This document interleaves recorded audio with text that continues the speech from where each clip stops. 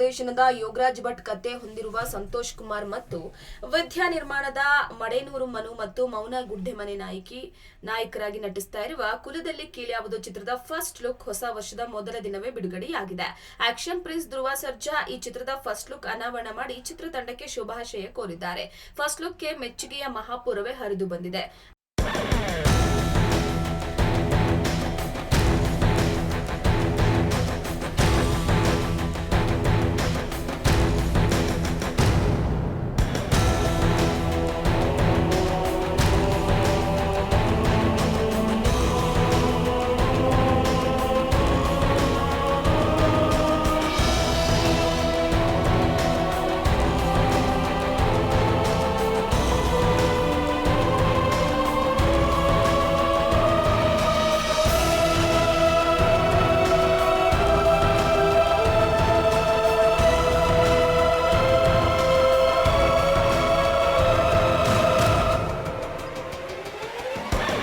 ಆರಂಭದಿಂದಲೂ ಕೂಡ ಸಾಕಷ್ಟು ನಿರೀಕ್ಷೆ ಹುಟ್ಟುಹಾಕಿರುವಂತಹ ಈ ಚಿತ್ರದ ಮೇಲಿನ ಚಿತ್ರೀಕರಣ ಬಹುತೇಕ ಮುಕ್ತಾಯವಾಗಿದ್ದು, ಒಂದು ಹಾಡಿನ ಚಿತ್ರೀಕರಣ ಮಾತ್ರ ಬಾಕಿ ಇದೆ.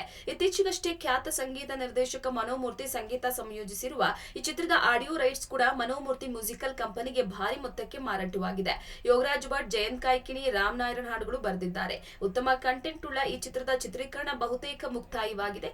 ಒಂದು ಹಾಡಿನ ಚಿತ್ರೀಕರಣ ಮಾತ್ರ ಬಾಕಿ ಇದೆ.